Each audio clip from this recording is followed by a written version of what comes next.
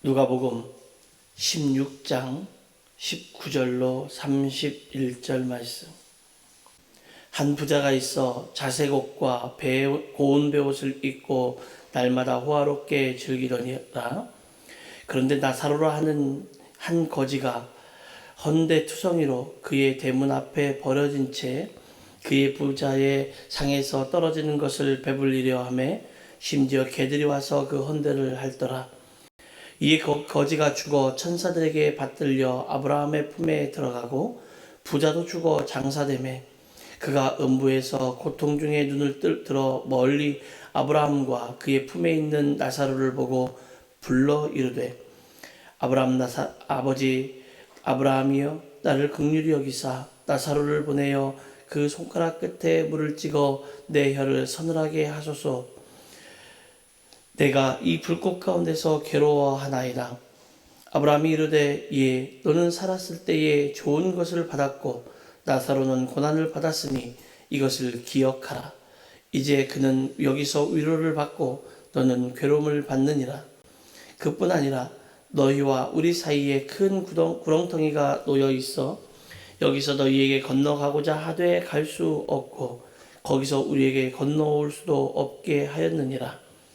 이르되 그러면 아버지여 구하노니 나사로를 내 아버지의 집에 보내소서. 내 형제 5이 있으니 그들에게 증언하게 하여 그들로 이 고통받는 곳에 오지 않게 하소서. 아브라함이 이르되 그들에게 모세와 선지자들이 있으니 그들에게 들을지니라. 이르되 그렇지 아니하니이다. 아버지 아브라함이여 만일 죽은 자에게서 그들에게 가는 자가 있으면 회개하리이다. 이르되 모세와 선지자들에게 듣지 아니하면 비록 죽은 자 가운데서 살아난 자가 있을지라도 권함을 받지 아니하리라 하였다 하시니라. 이는 살아계신 하나님의 말씀입니다. 우리에게 너무나 익숙한 부자와 나사로의 비유입니다.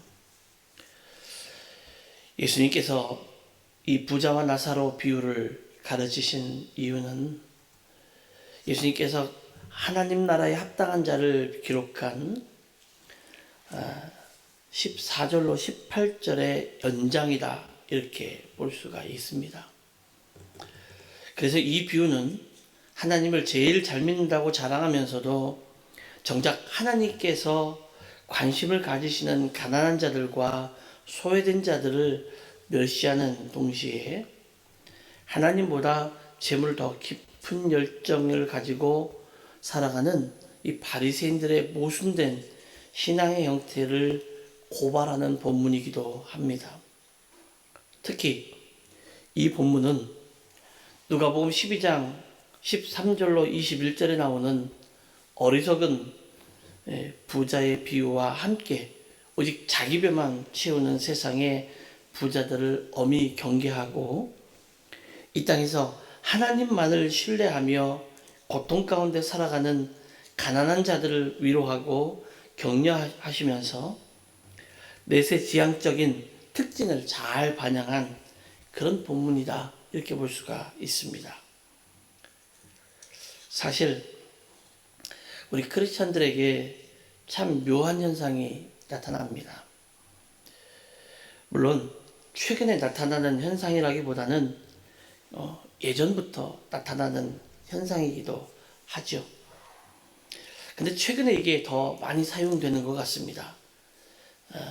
일반 성도들이나 목회자나 할 것 없이 다 아주 동일하게 나타나는 현상인데 바로 기도해 보겠습니다 하는 말입니다.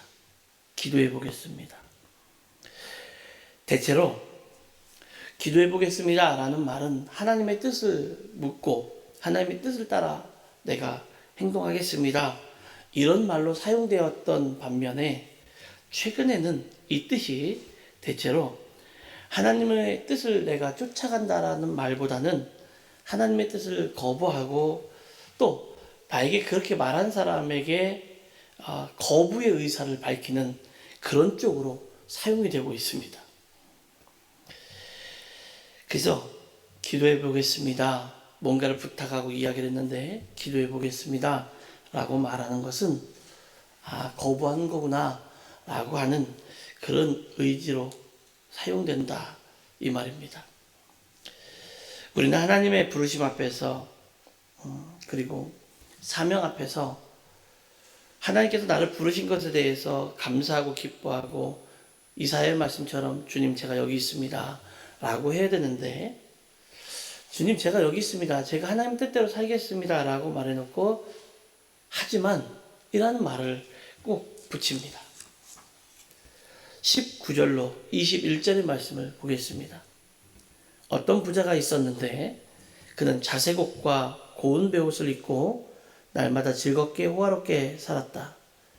그런데 그 집 대문 앞에는 나사로라는 거지 하나가 헌데투성이인 몸으로 누워서 그 부자의 상에서 떨어지는 부스러기로 배를 채우려고 하였다. 개들까지도 와서 그의 헌데를 핥았다. 오늘 읽은 본문, 저와 여러분이 함께 본 이 오늘 19절로 31절 그리고 19절로 21절의 말씀을 보면 부자가 죄를 지었다라는 말이 어디에도 나오지를 않습니다. 단지 부자는 이 19절로 21절의 말씀을 보니까 내가 부자인 거로 내가 누릴 수 있는 것을 누린 것밖에는 없습니다. 자색옷을 입었고요, 고운 베옷을 입었습니다. 근데 이 자색옷과 고운 베옷이라는 표현은 성경에서, 특히 영어 성경에서는 죄의 경계를 넘어가지는 않지만 이런 말이에요. 죄의 경계를 넘어가지 않을 때 쓰이는 단어들입니다. 호화로운 생활을 할 때 쓰이는 표현입니다.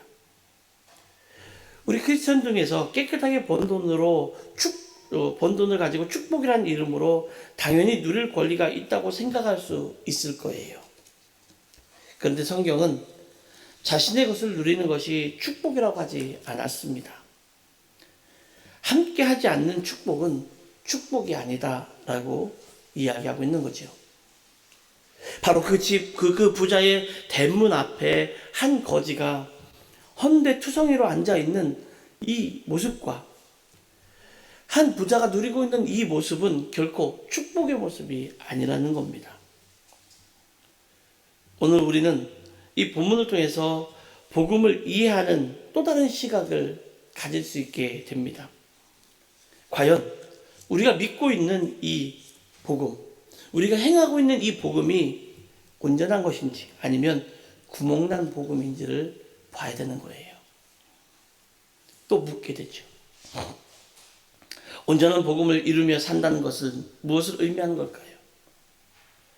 온전한 복음을 살아간다. 굉장히 오래전 이야기지만 한국 교회에 굉장히 영향을 준 책이 한 권이 있습니다. 예수님이라면 어떻게 하실까? 라는 책인데 많은 그리스도인들에게 영향을 줬습니다. 사실 온전한 복음을 이룬다는 것은 매 순간 매 시간마다 예수님의 생각을 묻는 것이다 라고 생각이 되어집니다. 이 상황에서 예수님이라면 과연 어떻게 하셨을까? 이 상황에서 예수님이라면 과연 어떻게 말씀하시고 또 어떻게 행동하셨을까? 오늘날 우리의 복음에 구멍이 난 것은 매 순간 예수님의 생각을 묻는 것이 아니라 매 순간 나에게 필요한 말씀을 성경에서 끄집어서 취사 선택을 하고 또 그것을 가져와서 사용하고 있다는 거예요. 현세에서의 축복만이 진정한 축복이라고 믿으면서 살아가고 있습니다. 이 땅에서 잘 살아야 된다, 이것이 축복이다라고 착각하고 있는 거죠. 예수님을 믿는다는 것은 내 예측대로 사는 것이 아니에요. 내가 이렇게 했으니까 이렇게 될 거야 라고 하는 예측대로 살아갈 수가 없습니다. 우리가 예측하지 못한 방향을 지시하는 그분의 명령을 따라서 때에 따라서는 조마조마한 마음을 가지고 어느 때는 불안한 마음을 가지고 한 발 한 발 조심스럽게 내딛고 사는 그 삶, 이게 예수 믿는 삶이에요. 그래서 예수 믿는다는 것을 다른 말로 어떻게 좀 표현해 볼 수 있을까라고 표현해 보면 이렇게 표현해 보고 싶습니다. 서프라이즈. 예수님을 믿는 것은요, 예수님을 통해서 우리가 좋은 것과 복된 것을 누리는 것도 서프라이즈한 일이고, 내가 늘 괴로움과 고통을 당하는, 정말 잘 나가던 사람이, 정말 잘 되던 사람이 어느 순간에 한 번에 고꾸라지는 모습을 보면서 정말 서프라이즈한 모습으로 살아가고 있다는 거죠. 이게 예수 믿는 거다라는 겁니다. 왜냐하면 모든 것이 내 생각과 내 상식을 뛰어넘기 때문에 그렇습니다. 예수님이라면이라고 이미 물었을 때는 우리의 계산과 우리의 상식과 우리의 지식과 우리의 모든 것을 이미 뛰어넘은 상태가 되는 거예요. 단지 기분을 믿고 신뢰하고, 그렇기 때문에 내가 그 기분에 맞아서 하나님의 말씀에 합당해서 신뢰하고 따라가기 때문에, 순종하기 때문에 갈 수 있는 길, 그게 유일한 길이 예수 믿는 길이라는 거죠.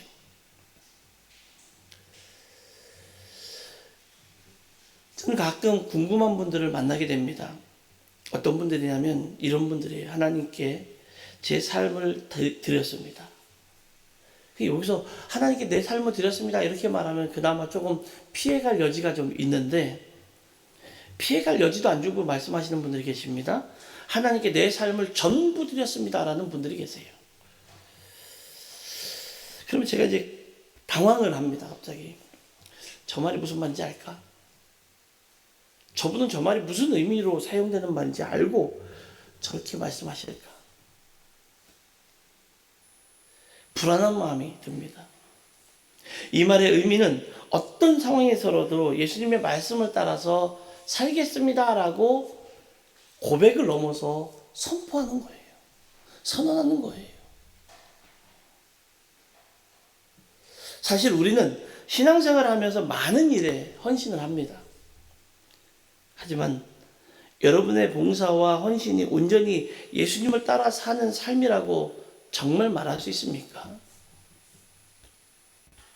현세를 더 기대하고 구멍난 복음을 가지고 살아가는 사람이 변해서 구멍난 것을 온전하게 메워나가고, 현세의 삶에 만족하는 사람이 내세를 생각하며 살아가기 위해서 우리의 삶에서 좀 더 다른, 그리고 심각한 삶의 요구가 필요하다, 이런 생각이 듭니다. 신앙생활을 하면서 우리가 언제까지 목사님, 예수님 뭐하지만 이라는 변명을 하며 살아가겠습니까? 뭐하지만 이라는 변명을 하는 순간 그 복음은 이미, 그 헌신은 이미 구멍 뚫린 게 되는 거예요. 그래서 우리는 계속해서 우리가 할 수 있는 말이라고는 그럼에도 불구하고 라는 말입니다. 내가 내 삶이 너무나 힘들고 괴롭고 너무나도 고통스럽지만 그럼에도 불구하고 내가 주님을 바라보고 주님 앞에 헌신하며 살겠습니다. 이게 온전한 복음으로 나아가는, 온전한 복음으로 채워가는 그런 복된 삶이에요. 오늘 우리가 나 자신에게 반드시 물어봐야 하는 기본적인 질문이 하나 있습니다. 우리가 믿는 복음은 우리의 현세적인 생각과 삶 때문에 구멍난 것은 아니냐라는 것을 물어봐야 됩니다. 종종 묻는 물음이 있습니다. 여러분, 지금 이 순간 여러분 하나님이 부르셔도 난 갈 수 있습니다라고 하실 수 있는 분이 계십니까? 라고 물어봅니다. 과연 그 말에 얼마나 진실되게 대답할 수 있을지를 우리 마음으로 한번 생각해 봐야 돼요. 현세적인 생각, 이 삶 때문에 구멍난 것이 아니라면 우리가 추상적인 답이 아닌 우리의 삶에서 답이 이루어져야 돼요. 우리가 대답해야 하는 세상은 하나님의 나라가 이루어진 이상적인 유토피아 세상이 아닌 부패한 세상일 수도 있어요. 오해하시면 안 됩니다. 하나님의 나라가 부패한 세상이라는 게 아니에요. 이 땅에서 우리가 살아가면서 이루어가는 세상이 부패한 세상이라는 거예요. 우리는 종종 유토피아 같은 아주 낙원과 같은 그런 하나님의 나라를 이 땅에서 착각하고 살아가지만 그렇지 않아요. 믿는다는 것은 우리가 살아가는 삶에서 드러나는 거예요. 내가 믿는 것은요, 내 삶을 통해서 내 말과 행동을 통해서 드러나게 되어 있어요. 그것은 우리가 어떻게 행동하냐 하는 겁니다. 오늘 본문에 나오는 부자도 하나님을 알기는 했습니다. 알기는 했지만 믿음의 사람은 아니었던 것 같아요. 어쩌면 자기가 가지고 있는 이 부가 믿음으로 반응하는데 장애가 되었는지도 모르겠습니다. 우리가 부자는 아닐지 모르지만 우리의 삶의 기득권이 달린 이 문제 앞에서 그것이 믿음으로 반응하기에는 걸림돌이 되는지 모를 일들이 많이 있습니다. 종종 그런 소식을 듣습니다. 벌써 몇 가운데서 듣게 되는 이야기 중에 교회에 어느 분이 한 분이 새로 이사 오셔서 등록을 하셨는데 열심히 교회에서 헌신도 하고 봉사도 하고 나서서 주도적으로 교회 리모델링도 하시고 교회 좋은 장비도 사놓으시고 목사님한테 너무나도 친절하고 너무나 헌신적으로 섬겨주셔서 목사님이 감당할 수 없을 정도로 너무 기분 좋으시다라고 이야기를 합니다. 근데 보면 대부분 1년을 못 버티고 다른 데로 갑니다. 이유가 뭘까요? 내가 지금까지 하고 있는 이 모든 것들이 믿음으로 반응이 되어야 되는 게 아니라 나를 나타내기 위한 반응이었다라는 거지요. 그래서 야고보서 기자가 이렇게 말합니다. 야고보서 1장 22절 말씀을 행하는 사람이 되십시오. 그저 듣기만 하여 자신을 속이는 사람이 되지 마십시오. 말씀을 행하는 자가 돼야지 듣기만 해서 나를 속이는 자가 되지 말라는 거예요. 믿음은 들음에서 나는 거 맞습니다. 그렇지만 성장하는 것은 행해야 성장하는 거예요.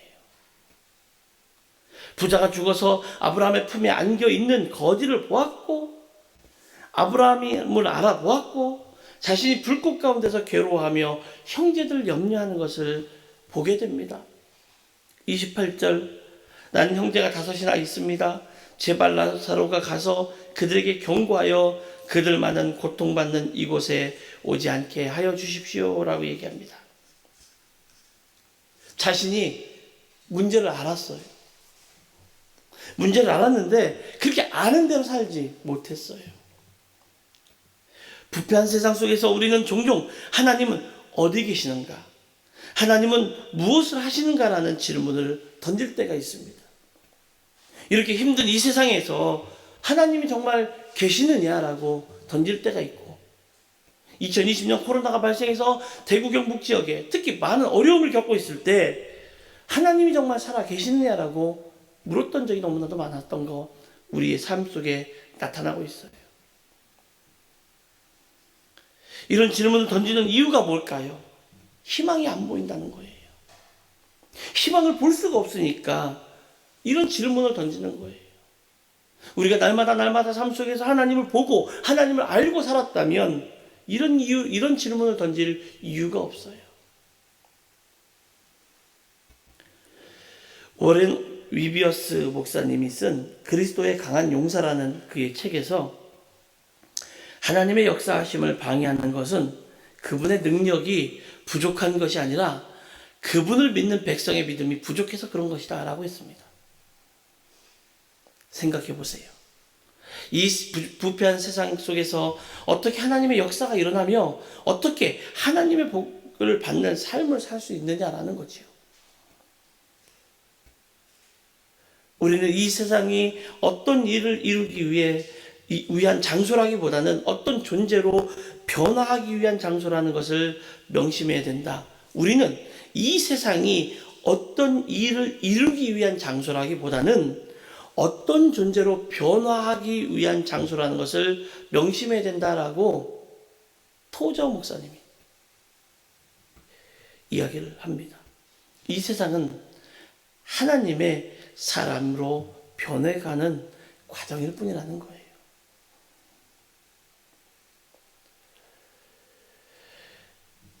그렇기 때문에 하나님은 부패한 세상 속에 계시고 또 그 세상 속에서 우리에게 책임을 묻고 계십니다.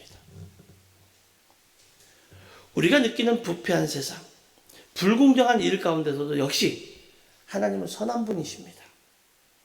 하나님은 선하신 분이시지만 우리가 선하신 하나님을 드러내지 못하고 있다라는 것 뿐이에요. 우리가 선하신 하나님을 드러낸다면 여러분, 이 세상은 점점 변해갈 거예요. 나 하나가 변하면, 나 하나가 하나님의 빛을 드러나고, 나 하나가 하나님의 소금의 역할을 감당하고, 나 하나가 하나님의 삶으로 삶이 변해가면 이 세상은 변해갑니다. 우리 믿음은 부패하고 어둡고 어려운 세상 속에서 어떤 믿음과 삶으로 사느냐에 따라서 그 정체가 드러나요. 좀 쉽게 말해볼까요? 부패하고 어둡고 어려운 세상 속에서 어떤 믿음과 어떤 삶으로 사느냐에 따라서 내 믿음의 모습이 나타난다는 거예요. 우리가 하는 행동이 부패한 세상 속에서 하나님을 증거한다고 로마서 10장 14절로 15절에서 말씀합니다. 로마서 10장 14절. 그런데 사람들은 자기들이 믿은 적이 없는 분을 어떻게 부를 수 있겠습니까? 또 들은 적이 없는 분을 어떻게 믿을 수 있겠습니까? 선포하는 사람이 없으면 어떻게 들을 수 있겠습니까? 보내심을 받지 않았는데 어떻게 선포할 수 있겠습니까? 성경에 기록된 바 기쁜 소식을 전하는 이들의 발걸음이 얼마나 아름다우냐 한 것과 같습니다. 우리가 오늘 읽은 본문 27절로 31절에서는 부자와 나사로가 죽었을 때 둘의 모습이 성경에 나와요. 여러분, 머릿속에서 이 모습이 상상이 되어지십니까? 하나는 뜨거운 불길 가운데 있는, 지옥 가운데 있는 부자의 모습이 나오고, 하나는 아름다운 천국에서 아브라함의 품에 안겨있는 나사로의 모습이 여러분 머릿속에서 이렇게 그려질 수 있기를 바랍니다. 거지는 하나님 나라에서 아브라함 품에 안겨서 위로를 받고 있고요. 부자는 지옥의 뜨거운 불길에서 고통을 당하고 있습니다.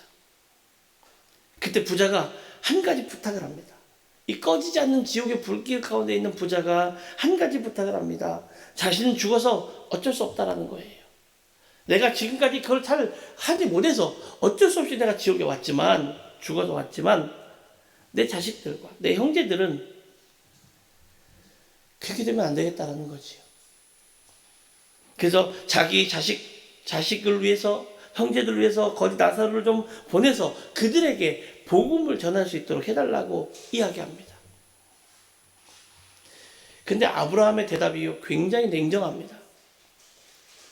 선지자의 말을 듣지 않는 사람들은 죽어서 돌아오는 사람이 있다 해도 그 말을 듣지 않는다라고 말씀하십니다.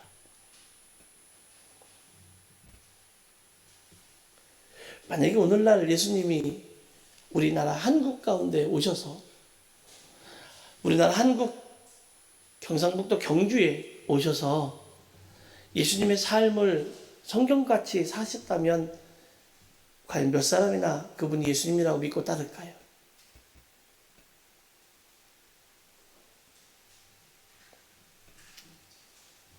우리가 좀 진지하게 생각을 해봤으면 좋겠습니다. 진지하게 우리의 모습을 들여다보면 이 부패하고 뭔가 불공정한 세상 속에서 복음이 제대로 작동하지 못하는 것을 복음을 전하는 사람이 없기 때문에 그렇습니다. 또 제대로 전하지 않는 사람이 없어서도 아니에요. 여러분 잘 보세요. 요즘에는요, TV만 틀면 설교 방송이 나오고, 유튜브만 틀면 설교 방송이 나오고, 온갖 곳에서 차를 타고 가다가도 라디오를 틀어도 나오고, CD, 테이프 또는 각종 스트리밍 같은 걸 통해서 온갖 설교들이 홍수가 날 정도로 이 땅에 흘러나오고 있습니다. 복음을 전하는 사람들은 너무너무 많아요. 이곳저곳에서 복음을 전하는 사람이 많지만, 너무도 많지만, 복음이 행동으로 전해지지 않는 것이 가장 큰 문제입니다. 설교는 나도 해. 근데 그렇게 살아? 라고 물을 때에 나도 그렇게 살아 라고 답할 수 있는 사람이 과연 얼마나 될까요? 내가 복음을 들었어. 내가 예수님 믿는 사람으로 복음을 들었어. 그래, 들었어? 그럼 그렇게 살아? 응, 나 그렇게 살아 라고 대답할 수 있는 사람이 몇 명이나 되겠냐라고요. 현세에 목매는 사람들이 추구하는 구멍난 복음이 부패하고 뭔가 부족한 세상에서 하나님 나라를 사모하고 바라보면서 살아가면 온전하게 채워질 수가 있습니다. 뭔가 모자란 것을 채우는 것이 복음이기 때문에 그래요. 복음을 채우는 것은 복음을 사는 우리의 삶이라는 사실을 기억해야 됩니다. 하나님이 우리를 부르신 이유는 복음을 머리와 가슴에 간직하라는 게 아니에요. 복음으로 살아라는 거예요. 성경은 하나님의 말씀을 배우고 기억하는 자들의 이야기가 한 개도 나오지 않습니다. 여러분 성경을 읽어보시면 하나님의 말씀을 배우고 기억하는 자들에 대해서 나옵니까? 아니에요. 하나님의 말씀을 듣고 기억한 그 말씀을 가지고 행하는 사람들의 이야기가 실려있는 게 성경이에요. 성전이 있었고 율법이 있었고 선지자도 있었지만 말씀대로 살지 않았기에 하나님의 영광을 다 가렸던 거예요. 예수님 당시에도 수많은 사람들이 복음을 들었습니다. 또 살아계신 하나님의 형상이신 예수님을 보았습니다. 그럼에도 불구하고 끝까지 복음대로 행하지 않은 자가 많지 않았잖아요. 성령의 능력을 받고 끝까지 기다리던 120명의 제자들을 통해서만 이 세상이 복음으로 덮여지기 시작한 거잖아요. 그 자리에는 3,000명 있었고 또 다시 500명이 있었습니다. 그런데 결국은 120명의 사람들을 통해서만 복음은 증거되었습니다. 마태복음 9장 13절 너희는 가서 내가 바라는 것은 자비요 희생제물이 아니다 하신 말씀이 무슨 뜻인지 배워라. 나는 의인을 부르러 온 것이 아니라 죄인을 부르러 왔다. 긍휼, 자비가 있어야 기도가 응답이 됩니다. 하나님의 일상적인 삶의 은총도 있고 예배를 통해서 하나님의 음성이 들리고 하나님을 만나는 역사가 긍휼과 자비가 있어야만 가능한 거예요. 하나님은 부패한 세상 속에서 우리에게 책임을 물으십니다. 여러분 오늘 본문을 읽으면서 눈치채신 게 없습니까? 이 본문을 읽다 보면요. 부자의 집 앞에서 죽어가는 나사로를 아무도 쳐다보지 않았습니다. 누가 쳐다봤나요? 성경은 아무도 쳐다봤다고 표현 자체도 하지 않았습니다. 누가 쳐다보고 있다라고 표현도 하지 않았어요. 아무도 안 본 거예요.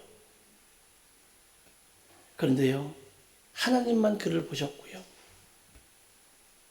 주변의 사람들을 주목하여 보고 계셨어요. 지난 시간에 했던 양과 염소 이야기를 기억하십니까? 가난하고 힘들고 어렵고 약하고 혼자 할 수 없는 이들을 돌아보실 때 그를 의롭다 하신 예수님의 모습을 여러분 기억하시길 바랍니다. 하나님께서 지켜보신다는 생각이 들기 시작하니까 이 말씀을 준비하면서 정말 무섭더라고요. 나는 정말 성도들을 생각하면서 이 말씀을 준비하고 있었을까? 무서운 마음이 들었습니다. 그리고 하나님께서 마지막 심판날에 우리를 둘로 나누실 때 우리가 어떤 존재였느냐, 내가 어떤 사람이었느냐를 통해서 둘로 나누시는 것이 아니라 우리가 누구에게 어떤 일을 했느냐를 따라서 우리를 둘로 나누실 거라는 거예요. 두 부류 중에 우리를 그쪽으로 분류하실 거라는 거지요. 즉, 이 땅에서 하나님과 어떤 관계를 맺으며 이웃과 어떤 교제를 나누며 살았느냐를 따라서 결정이 되는 겁니다. 마태복음 25장 40절 말씀. 내가 진정으로 너희에게 말한다. 너희가 여기 내 형제 자매 가운데 지극히 보잘것없는 사람 하나에게 한 것이 곧 내게 한 것이니라. 지극히 보잘것없는 사람 하나에게 한 것이 곧 내게 한 것이다. 이 말씀을 기억해야 합니다. 하나님은 우리 집 문 앞에 있는 거지 나사로에 대하여 책임을 물으셨습니다. 이것을 기억하고 살아가는 삶이 바로 내세를 바라보며 준비하고 구멍난 복음을 메꿔나가며 온전한 복음으로 만들어가며 살아가는 복된 인생이라는 사실을 여러분 기억하시며 하나님이 정말로 주목하여 보는 복되고 거룩한 주의 성도들이 바로 여러분이 되시기를 예수님의 이름으로 축원합니다.